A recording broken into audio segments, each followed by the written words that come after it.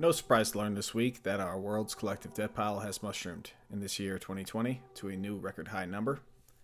The world collectively, between household debts, corporate debts, and government debts, we are together on track, total of having 277 trillion in net present value fiat Federal Reserve notes of debt.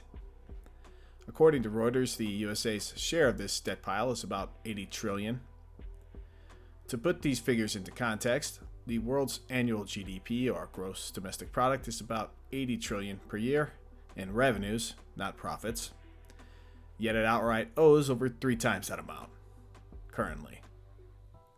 Our nation's GDP is about 20 trillion per year in revenue, again, only of which a slim amount is profit after expenses, and we owe roughly 4 times that.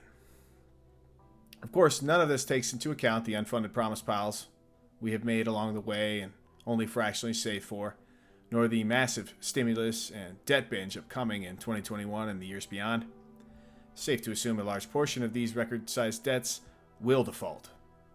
How ugly that will get, that's another discussion for another time. But with sovereign currency creating central banks, many of these debts eventually will be paid off. Of course, these future debt payments will likely be in exorbitantly lesser valued fiat currency units, and we've written about exploding record debt piles for years now on our SD Bullion resource, blog, and investing guide website sections. Less than 2 decades ago, in the year 2002, the global debt pile was less than a third it is now.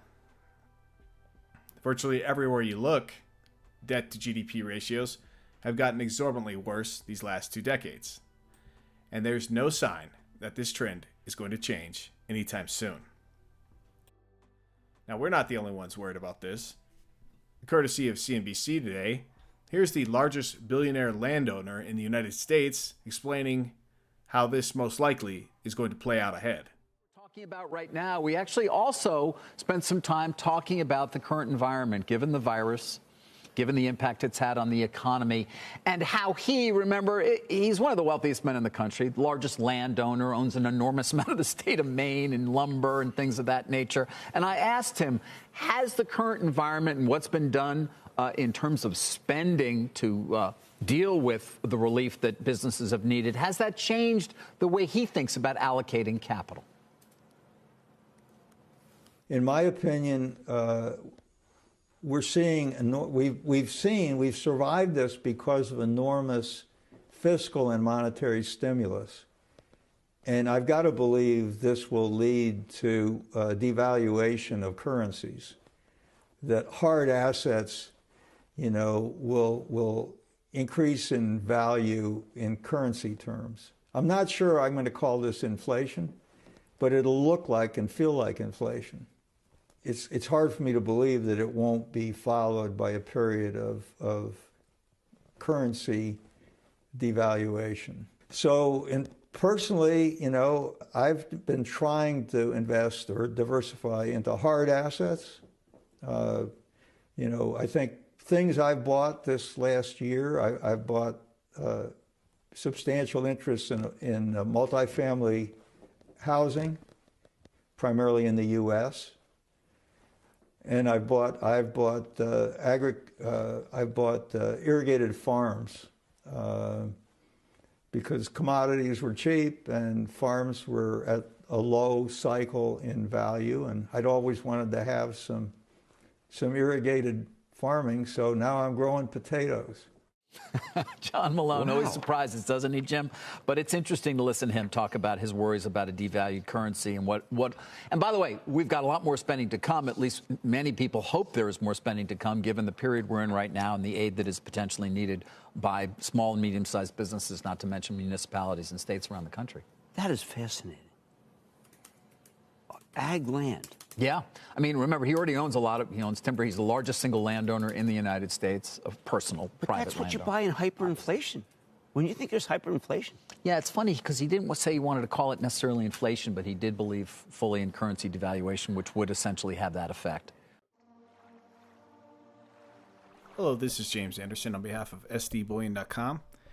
If you like regular insights on the global precious monetary metal markets, be sure to subscribe to our channel here.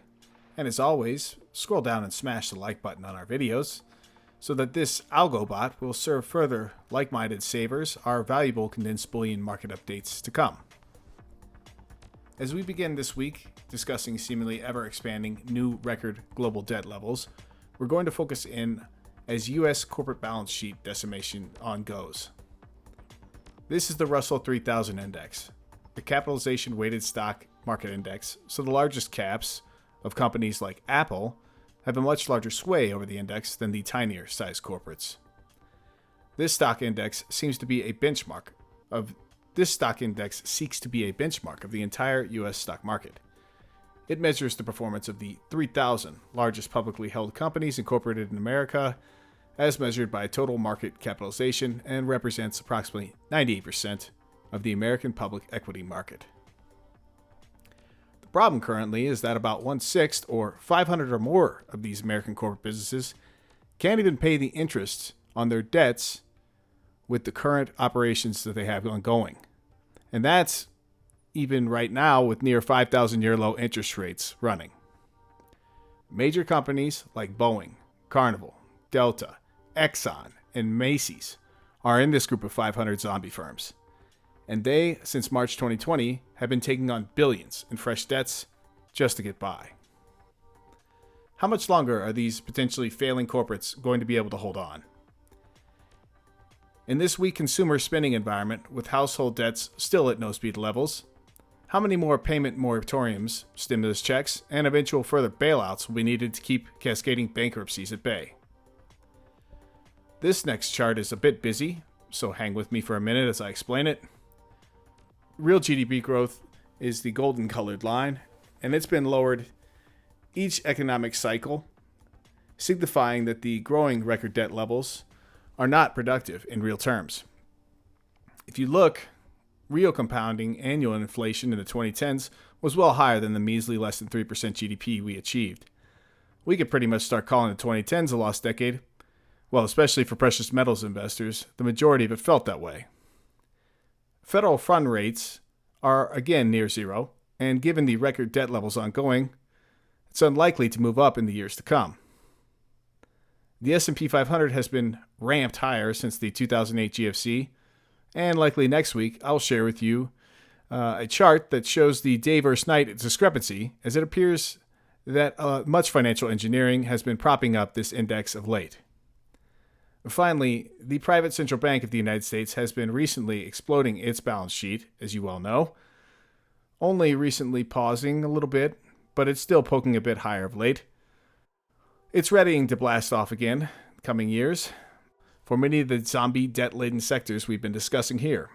It's a given the Federal Reserve's balance sheet is going to double digits, likely sooner than most might think, and we've covered on this channel how it may end up having to multiple 4-6 times by the end of the 2020s as the Federal Reserve fully monetizes and buys up the vast majority of the U.S. federal government's coming debt issuances and rollovers.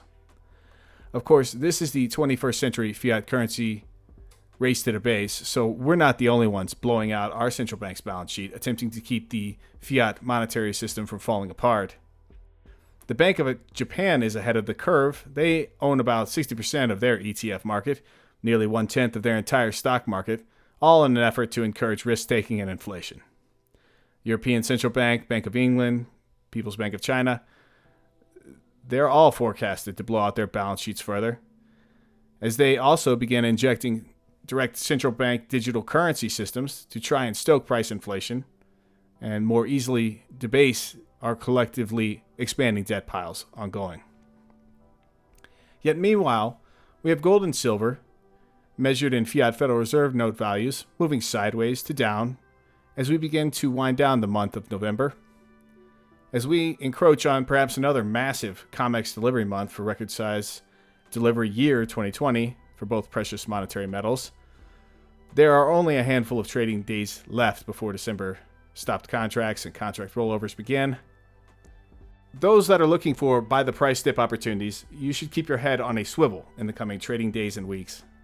Mind these 200-day moving averages and the typical spot price raids that happen around the thinly traded Thanksgiving holiday next week. That's it for this week. Thank you for tuning in, and as always, take great care of yourself, those you love. If you enjoyed this content, be sure to give our video a thumbs up. To keep getting bullion-related news and industry insights, be sure to subscribe to our channel. Finally, hit that alert button so you know when we publish fresh content. Give us your thoughts in the comments below. Let us know what you think and which topics you want to hear more about.